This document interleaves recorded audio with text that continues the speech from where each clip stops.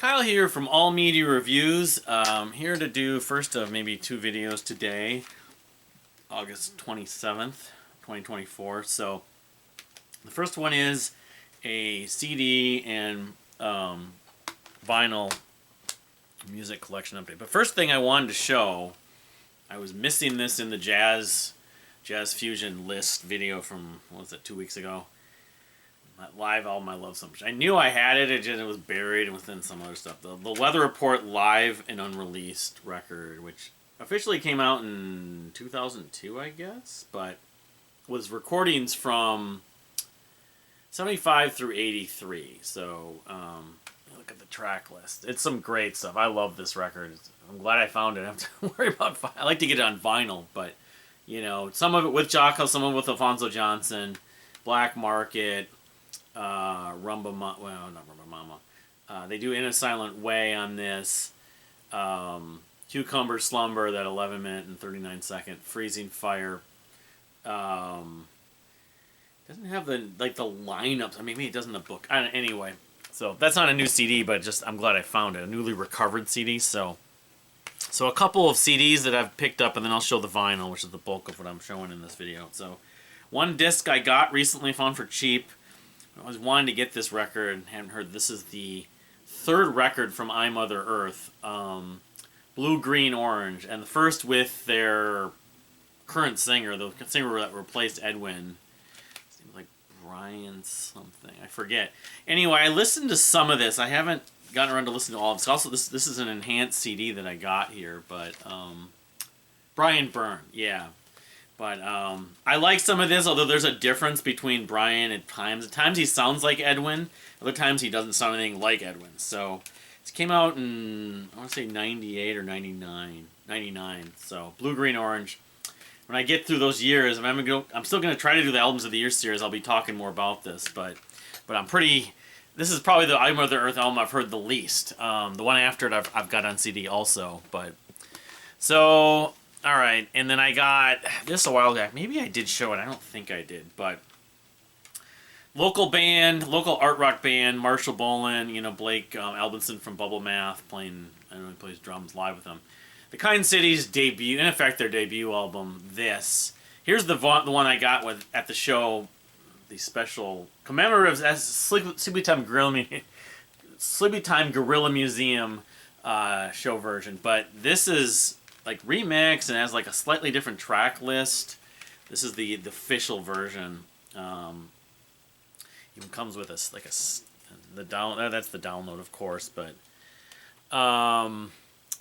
yeah, Blake's the drummer, even though he's a guitarist for Bubble Math. But Edward Foley, Liz McAllister. I mean, among local CDs this year, local albums, I haven't heard too many. This would be my favorite for probably one of the best local records I've heard the last few years, actually. So, I mean, Scalise last year probably was my favorite, but pretty good chance this will be among, if not the best, local Minnesota album of the year, and just a good album for 2024. So then I did get I got the package I mentioned yesterday from SJS. I was reading a little bit more about them. It's Stuart Stallman, who's originally from England, but he resides in Australia. But I got the 3 records, the new one, of course, the one I'm going crazy for, a sequence of mistakes. I was wondering about that last, is it the lyrics? Are the lyrics in here? I think the lyrics are also online, but that last track, where he says the title, a sequence of mistakes. There's no reason to be scared, whatever reason. I can find it. There's no reason. No. There's a sequence of mistakes I wish we had made. Yes, not we had made. I wish we had made. It's like a happy mistake, happy accident kind of thing. But yeah, I'm really, really liking this album. Sequence of Mistakes. It just came out on the first week of August, 2024. But some of the members are from England. But I mean, Forrester, Kirsty, but he is too, but he lives in Australia. But I was reading about him as he was an engineer in the 80s, Stuart, during like he was like involved with Talks, Spirit of Eden, and then what's the other one that was the first album? It talks about that, but I didn't realize how. So he's he's probably about Kevin Gilbert's age, maybe a little bit older. I don't know, but this is the new one. But then of course I got the two previous records, The Unlikely Event by SJS from 2021. Slipcases, which is a lot of. I listened to this today, and I listened to the first record too. I'm about to show a lot of sort of extensive pieces. The debut album from 2017, The World Without, and this the second. I'd say the Unlikely Event is more prog, I guess, in some ways because the pieces are more. They're longer pieces, for lack of a better way to put it. Although there's a couple sort of longer pieces and suites on this debut album from 2017, The World Without from SJS. But I mean, I haven't listened to them enough to really know, like, review just on the surface. This album obviously naturally sounds more like the new record, The Sequence of Mistakes, than this album. This album still has its moments. It's more, I guess you could say it's more, not typical prog, but more just straight, clean vocals. There's still some experimentation on the vocals. It's mostly Stewart, I think. A lot of it is Stewart. This is more electronic. They use samples on this thing. This might be a concept album. I don't know if all these are concept albums, but this album, while I don't think it's identical to, kind of reminds me of the Toehider difference between the I have little to no memories of his memories in the previous records. You can hear where they are going, but but I really like this album a lot. I mean, I liked both of them that I've listened to them both today. But I think ultimately The Unlikely Event probably the one I'm gonna like more. But I don't know. It's it might be I just like them all about equally. So I don't know. My impression is that with this record, it was like almost entirely Stewart, but maybe this one, the Unlikely Event was more collaborative, and then with the new record, it's even more collaborative. I mean, Stewart's still the one driving it and probably doing most, if not all, the songwriting, but yeah, I mean, they're definitely a new band, even though he's not a young musician. It's a relatively new band that I'm glad I've gotten into. So, all right, now I'll get into the vinyl. It's not an extensive amount. I have some more vinyl that's going to come eventually, but start going through this. Maybe I should do it in the order I received it, I suppose. So, I received these, I want to say, about a month ago, a little over a month ago. I had a pre-order eventually I just bought the new record from In Vain, Solemn. The fifth album from In Vain, which I like this album. There's moments I like. It's got the In Vain sound with the sort of, melodic, black and death, progressive black and death metal. Some of the vocals are a little bit in your face, not necessarily in the best way, even though part of this band, the charm of them is the different varied vocal styles. But let's see, it's like a marble brown. It's a bit long. I think this record clocks in over an hour. Season of Unrest, that's the song that probably most people are saying is their favorite, although, the extreme with the clean, the melodic with the the harsh, and I like it. I mean, but I guess being a fan of this band for 15 plus years, 16 years or whatever, although the last record, Currents, well, I liked it the year it came out. I didn't listen to it, so I guess overall I can say that I probably like this album more than Currents. But for my limited amount of like extreme metal and prog metal just in general that I listen to, I do listen to not as much as I once did, but In Vain's still a sort of a upper echelon band that I think of, but I remember parts of it remind me of Green Carnation, which kind of makes sense. Green Carnation and like Orphan Land, but I don't know. I'll go over it again probably before the end of the year just to reassess it. I like it, but I'm not loving it as much as I thought I did when I initially heard it. people like Josh from Heavy Debriefings and Brennan from Death by Unicorn were both loving this record. So anyway, so I also did get in the same order. Finally did pick. I think it was the same order.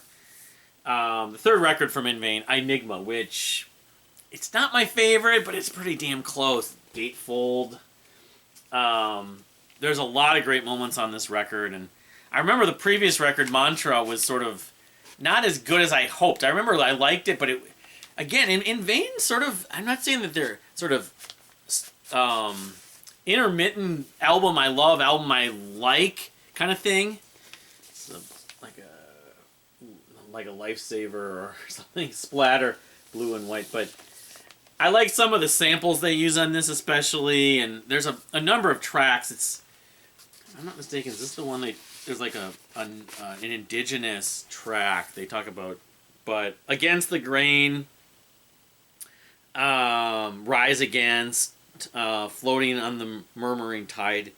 I mean, I love it, the Latter Rain. It's a similar kind of, it's like Nordic kind of mythology, you know. I don't know if this is a reference to Tool, of course, Enigma, the word Enigma. But yeah, really glad to have this record on vinyl. I haven't listened to it in full in a long time though, but it's tough between that and Latter Rain. So I have every record but the second one, Mantra, on vinyl. I'll have to get that eventually. So, all right. So then I got two more, and then I'm gonna go on maybe to one or two other things in another video.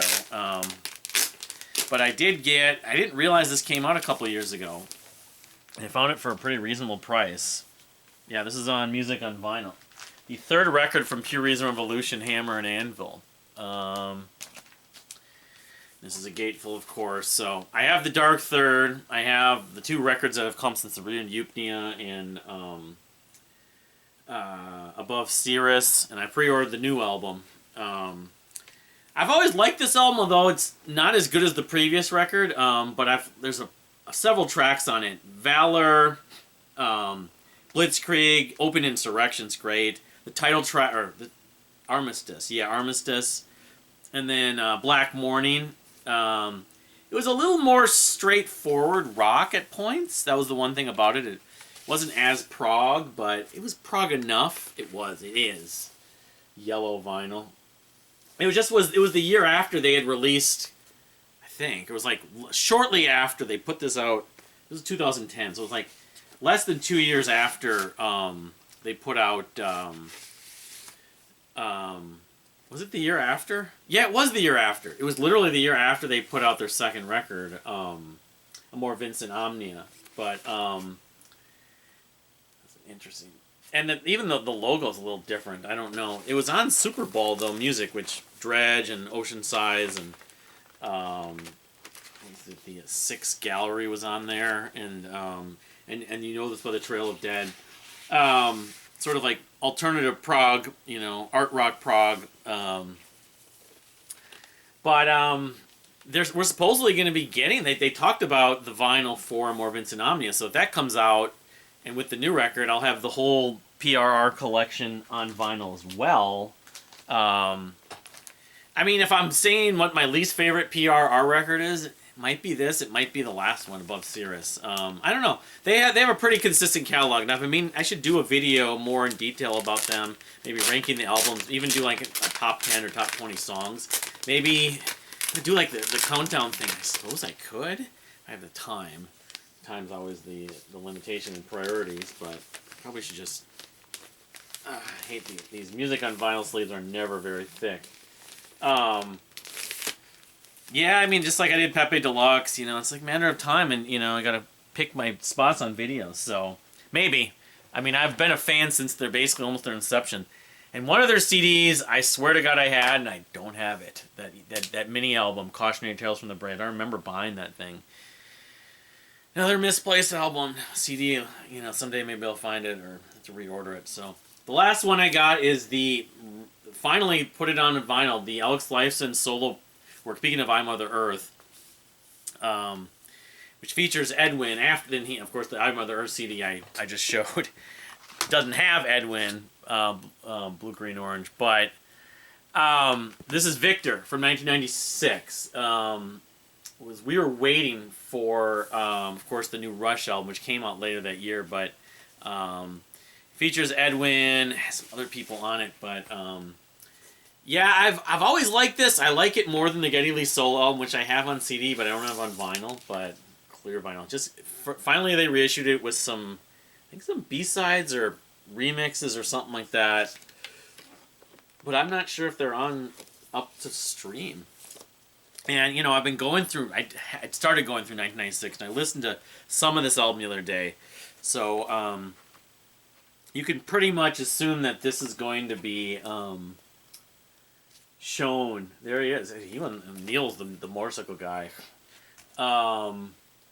This will be shown on the 1996 video. So, Edwin, Bill Bell, Blake Manning.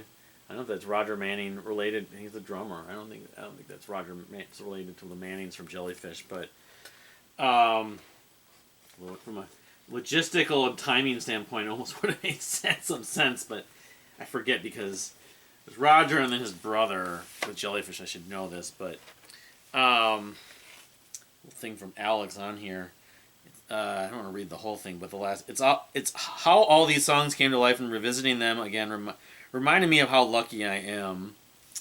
Beware the thorns of the black rose of love. Let your soul they prick. I don't know if he ever even did any live shows for this music, which Ray Rizniak, author of Rush Gigs, found in studio walls of concert halls. Yeah. So right up from Alex. I have to get a chance to read this later, but I don't want to ruin this. I feel like I'm doing something. But yeah, bonus tracks. Cherry Lopez Lullaby Serbs Groove with a K in Banjo Bob. So, you can see that. Let's pick up the second one. This is just clear like the other one, but yeah, I feel like I did this. I did something. I screwed this up.